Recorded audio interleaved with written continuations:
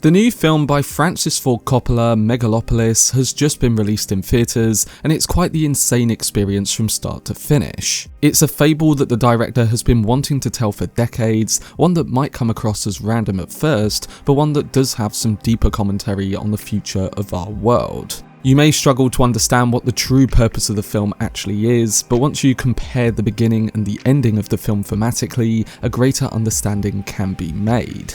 So in this explained analysis, I'm going to be giving you my breakdown of Megalopolis, discussing full plot details, the ending, and the meaning of Francis Ford Coppola's new project. There will be spoilers in this video, so if you haven't watched the film yet, then I would recommend checking it out before watching my analysis. Before I get into it though, if you want to see more on upcoming releases like Megalopolis, then don't forget to support this upload by giving it a like rating and subscribing to the channel. But without further ado, let's dive into my explained video for Megalopolis.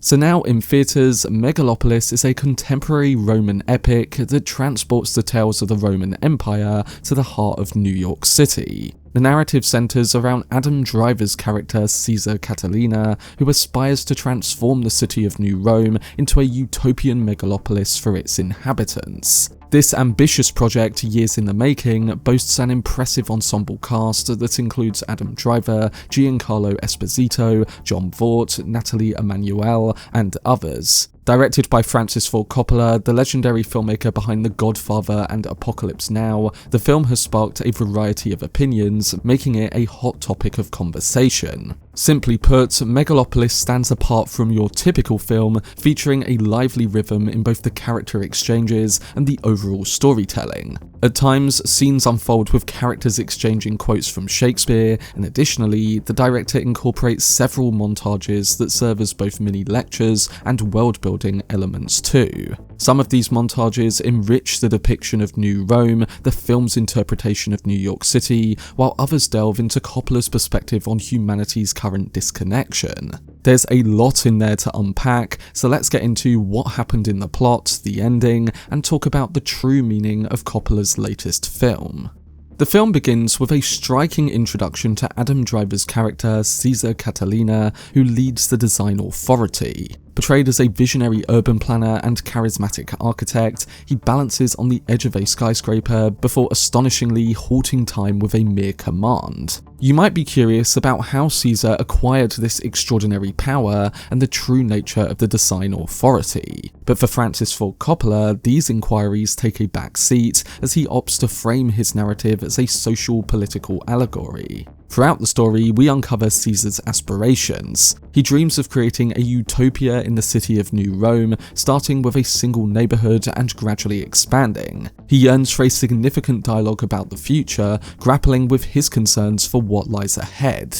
And despite all his wealth, Cesar remains empathetic to the struggles of everyday people and harbours a sense of disdain for those who are wealthy around him. He asserts that he can transform the future of New Rome by creating a neighbourhood resembling a utopia. His vision includes enhancements like moving walkways and buildings inspired by nature, all constructed from a unique material called Megalon, an innovative substance that is sustainable. But he also plans to infuse it with the love he holds for his dead wife, appropriately named Sunny Hope.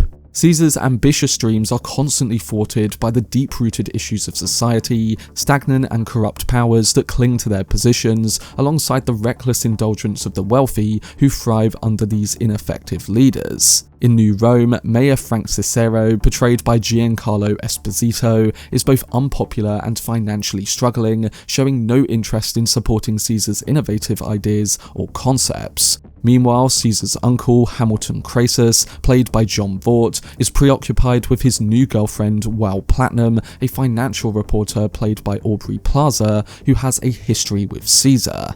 Then there is Crassus's son Clodio, who is played by Shia LaBeouf, further a source for chaos, throwing parties, inciting riots, and doing everything he can to sabotage his cousin Cesar. Clodio's sister Clodia also engages in endless partying and occasionally has flings with her brother. And while the wealthy continue their lavish lifestyles, Cesar too indulges in drugs and attends their gatherings, clearly not enjoying himself all that much. The film directly makes clear to us the struggles of the city's population who are involved in civil protests and seeking more warmth from those above. But where the plot starts to really develop is through Cesar's relationship with Nathalie Emmanuel's Julia. Julia, the daughter of the Mayor Frank and Clodio's closest friend, has an unexpected encounter with Cesar one early morning after a night out at the club.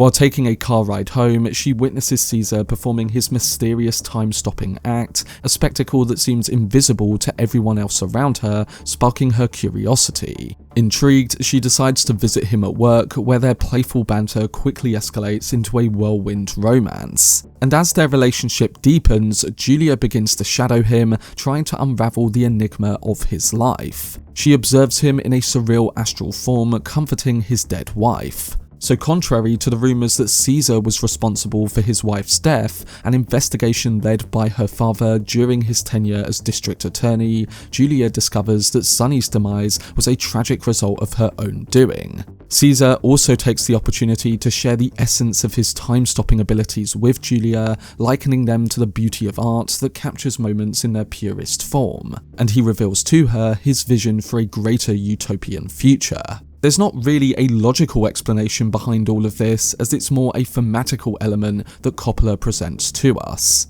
Moving on, Julia continues to embark on her journey with Cesar, working for him and taking on the role of his intern. She is determined to refine his approach and present his idealistic vision in a way that appeals to those with the authority to greenlight it. This primarily involves Julia's efforts to persuade her father to support Cesar's grand urban revitalization plans. Within this, Coppola aims to highlight the transition from the old to a new generation, advocating for fresh and inspiring ideas that can reshape the future.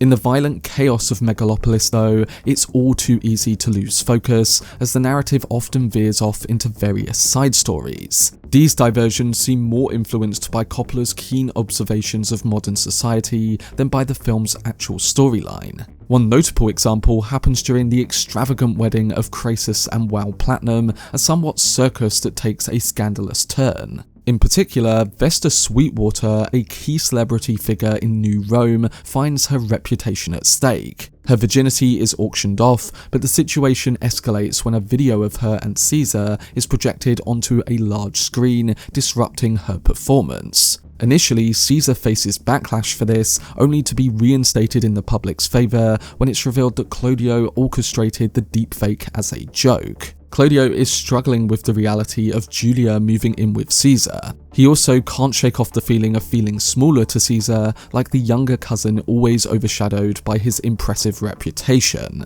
To make matters worse, it seems his father holds Cesar in higher regard than him, adding to Clodio's sense of frustration and disappointment. And when his scheme to eliminate Cesar falls apart, he opts for a new strategy by entering the mayoral race himself. He presents himself as one of the people, using Nazi imagery to connect with them, despite lacking genuine concern for them. And as this escalates and he's not getting anything he wants, he makes a desperate move. He tries to kill Cesar, enlisting a child to shoot him in the face. However, Clodio overlooks one crucial detail, and that is that Cesar's Megalon technology enables him to reconstruct an entirely new half of his face. When Clodio's aspirations in politics begin to crumble, he teams up with Wow Platinum to plot against Crassus, aiming to seize control of the bank for their own gain. Through this, Coppola is emphasizing their insatiable greed, illustrating how the rich and powerful are solely focused on amassing more wealth. Clodio attempts to persuade his father to appoint him as the interim CEO of the bank, a request that nearly kills Crassus through shock.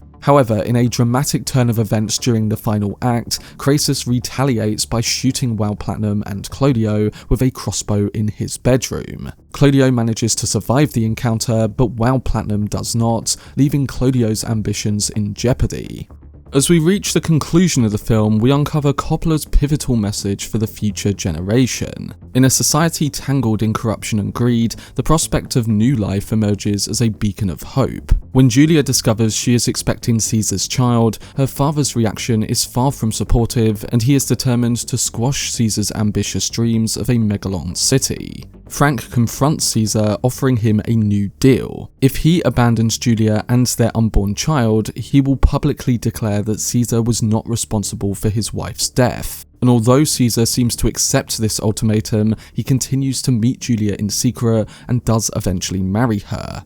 But this final act also hints at another plot event which could have been catastrophic for the city as a whole. A nuclear-powered satellite which was originally predicted to land in Canada plummets from above and smashes into New Rome, causing chaos for those on the ground. So the citizens of the city are left grappling with profound discontent. This unrest ignites riots and violent outbursts, forcing Frank, his wife Teresa, Julia, and her baby to seek refuge on an underground train. When they do finally emerge from the chaos above, they find Caesar addressing the crowd through a massive Megalon cloud, urging the citizens to engage in dialogue instead of resorting to violence. And after spending time with Julia's baby and absorbing Caesar's message, Frank begins to reconsider Caesar's stance. Ultimately, he decides to let Julia be with Caesar, and through seeing the joy that his wife feels once testing Caesar's moving walkways, he comes around to that as well. And it's not just Frank who comes around, because Caesar's address to the citizens of Megalopolis sparks a rapid transformation of the city. His ideal society appears to have resolved many of the issues that plagued humanity, and the influx of people embracing this optimistic reconstruction is almost glossed over. Coppola seems to steer clear of questioning this transition, instead inviting viewers to focus on the potential for hope that it embodies. In Caesar's dream of a perfect world, everyone is encouraged to express themselves through art and love. It is important to note though that just as Caesar was told before about utopias devolving into dystopias, the population will eventually move beyond him and his megalopolis. There will come a time where the cycle begins again, and I think Coppola cleverly made us forget about that with the more hopeful ending he presents on screen. What he wants us to focus on with his conclusion is the importance of nurturing hope for a brighter future. And by ending it with a scene where time stands still except for Caesar and Julia's baby, the director underlines this message. It's fitting that their baby symbolises this hope, as Caesar aspired to forge a better tomorrow for future generations. The child's ability to move in a frozen moment of time hints at the child having even greater power than her father. Caesar's daughter, who exists beyond the constraints of time, signifies that Caesar has passed on his extraordinary gifts to her. So Megalopolis began by delving into themes of greed and power, only for its ending to shift more towards hope. It embodies a vision for the future, emphasizing the potential for change and collaboration, even in the face of a troubled history. The movie's ending is a heartfelt aspiration for a brighter tomorrow, focusing on the desire to create a lasting legacy for future generations and the commitment to pursue that vision with unwavering determination. But that was my breakdown and analysis for Megalopolis. Overall, I found Coppola's latest film to be a bit of a mixed bag. Now, from a visual perspective, creating the world of Megalopolis and presenting the themes that are so prominent in what's going on, I thought Coppola did a solid job. You wouldn't think that a filmmaker who has been away for as long as he has could craft something as visually striking as this was. But then on the flip side to that, I think it's very unbalanced in the way it presents its story and characters, especially in the first hour or so of the runtime. Yes, I get that Coppola tried to display how greed and other factors are holding humanity back, but I think the way it approached these ideas was at times a bit too overwhelming. And from an editing standpoint, that first hour is all over the place. However, when you do get past that first hour and the film starts to hone in on the more relatable themes, like the love between Adam Driver and Nathalie Emmanuel's characters, it becomes much more approachable. Not to mention the more hopeful ending that Coppola presents for the next generation, being executed in a meaningful way. It definitely has certain things going for it, but I just leave the film feeling like it had very interesting concepts that could have been smoothed out a whole lot better. But I do hope this breakdown did help some of you guys understand the film and the main details a bit better, and overall, I'm looking forward to hearing your thoughts on it, so don't forget to let me know down below in the comment section.